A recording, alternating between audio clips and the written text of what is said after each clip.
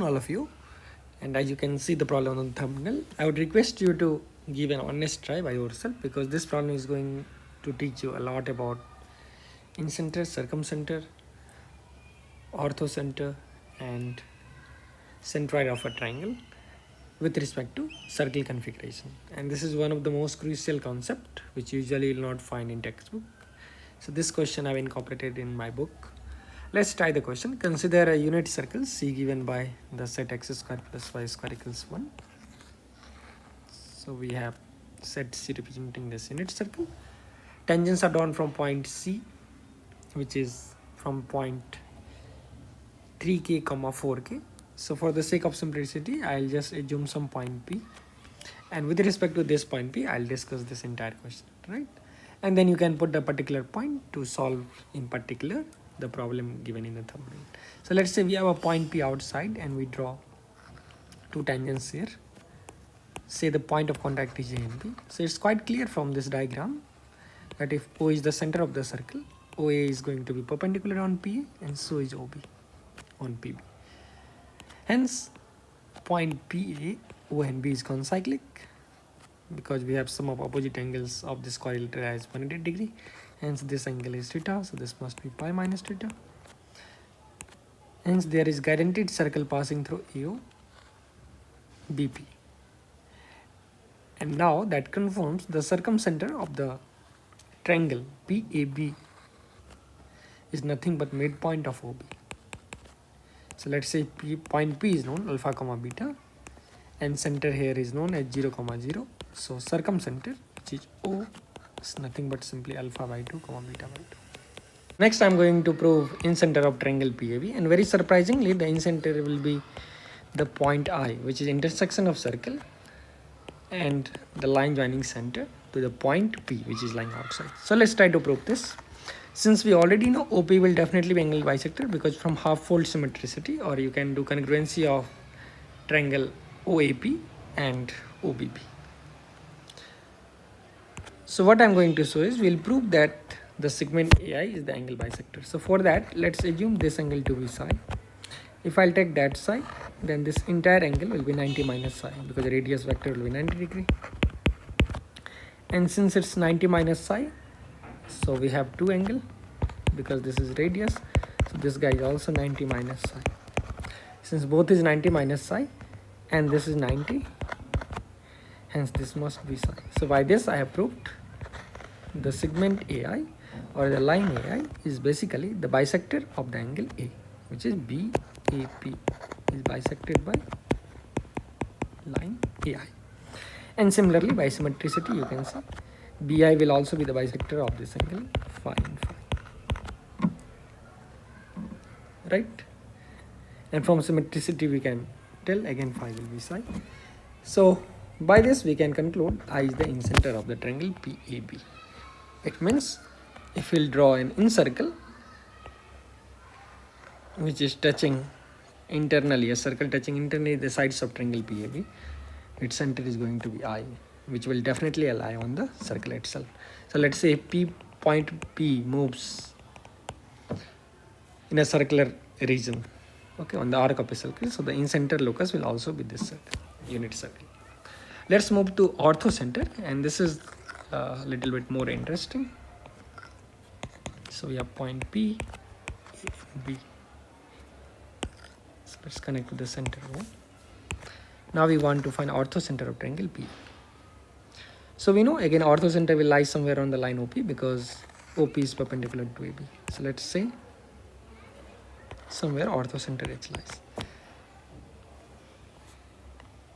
Right. Now what I'll do is, we know point OABP is concyclic, so there is a circle passing through all these 4 points.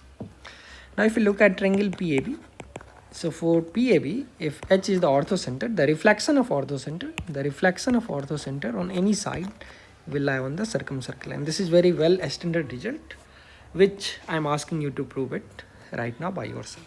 So that I am not going to do over here. Something should be left for you.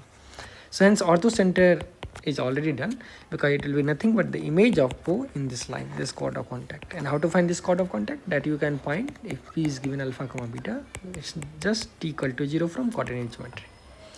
So if you'll find the equation of line AB, just take the image of O in that.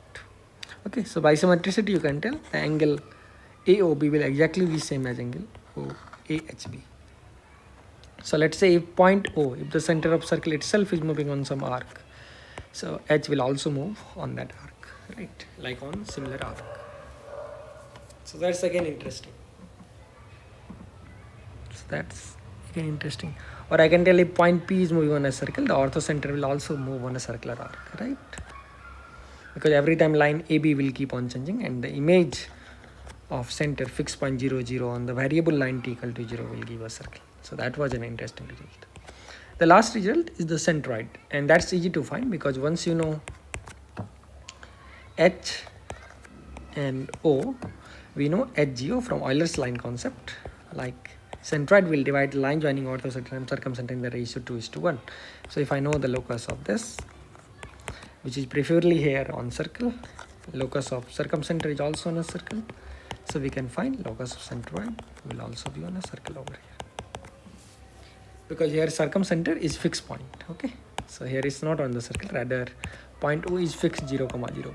So you can see by the scaling factor, if you have a fixed point and another point is lying on a circle, then a point which divides it in some fixed ratio, let's say 2:1, will definitely also lie on a circular arc.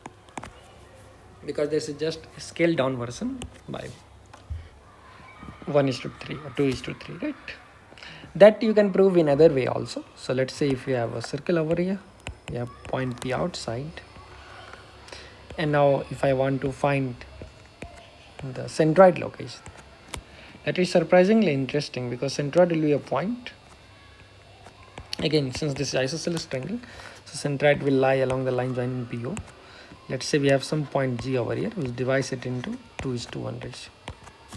So what I'll do is I'll trisect this base AB. So we have 2 point P and Q such that it divides in the ratio 1:1:1. So I'm doing AP is to PQ is to QB is 1:1:1. The motivation behind this, I have divided base into 3 parts because the ratio in which centroid divides is 2:1. So I'm tempted to take 3 parts, 2 plus 1, and we'll try to use Thales theorem or basic proportionality theorem, right? So by symmetricity, let's call this point PD. So it's 1:half:1, right? So if I'll join PG, PG is definitely parallel to AP. The reason is AP by PD, these two distances, AP over PD is 2:1, which is same as PG by GD. Hence these two guys are parallel, right? Since those two guys are parallel, so if I take this angle as theta, this must be theta. So these two triangles are similar. Similarly, this is theta, and by the same construction, GQ will be parallel to PQ. So this must be theta, right? So I know exact location of centroid here. So given a fixed point P, the equation of chord of contact equal to 0 will be fixed. Now I can take two fixed point P and Q such that the length PQ is exactly 1/3 of AB, and AP, PQ and QB are of equal length. And now it's just the scaling factor because you can imagine a triangle GPQ which is similar to PAB. So you see the point P here was scaled to point G, centroid. Why? Because circumcenter was fixed. So now I can tell if point P moves on a circular arc, right?